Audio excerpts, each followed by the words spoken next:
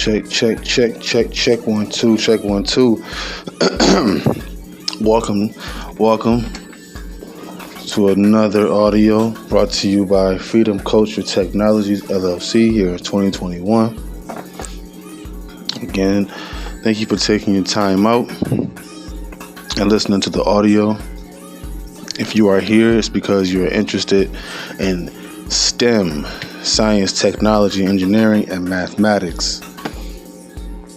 All right, you're a STEM warrior. You're a STEM warrior, and you appreciate critical thinking and how to bring critical thinking from the abstract field to your reality. Isn't that the point of STEM? Now, to jump right into things, there's a very important research going around the science world, making a lot of noise, again making its rounds, its rotations around many minds, thinkers, philosophies, and sciences. It's called critical race theory. Now, if one were to ask me what critical race theory would be, I would simply say another term for white supremacy, so it's just white supremacy. But since we're scientists, we're alchemists, and we're critical thinkers, what does critical race theory mean to the culture of freedom? Well, it could possibly mean the unlocking of a lot of secret forces known to logic. Now, I like to talk about logic a lot because logic is an endearing force,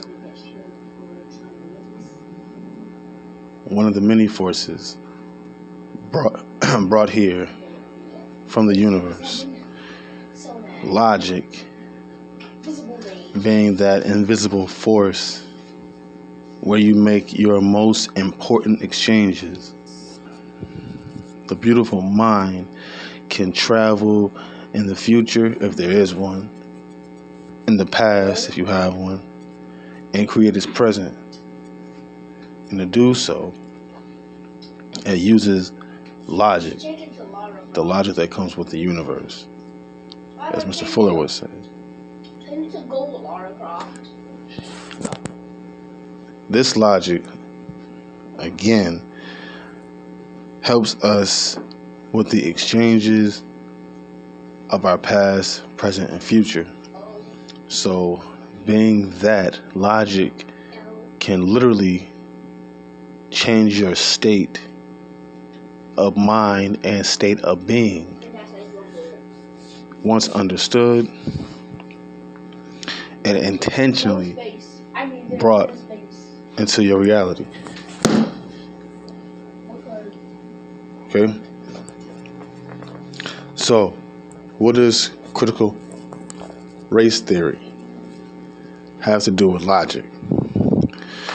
Well, here at Freedom Culture Technology, we believe that white supremacy and its logic or illogic behavior and practices not only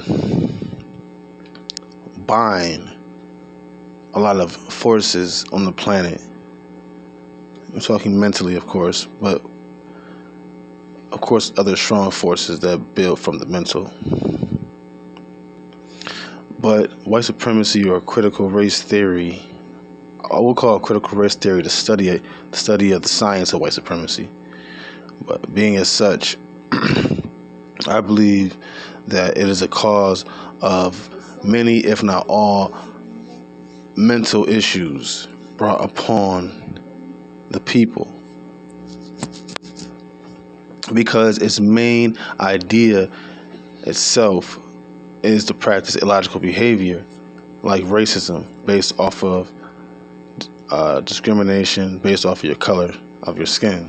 And not discrimination, I mean mistreatment, total mistreatment based off your skin color. this behavior, even though it produces many, produces a lot, as Mr. Fuller says, it creates terrible people. People are the main exchanges on the planet of forces, next to nature. And of course, nature is more powerful, but the human being of nature are able to practice these natures in itself.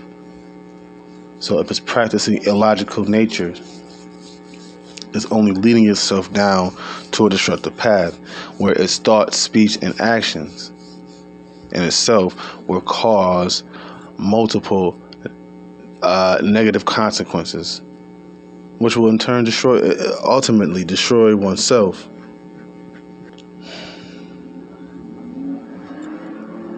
Now, if you like me, you understand that the mind is eternal. Thoughts are eternal.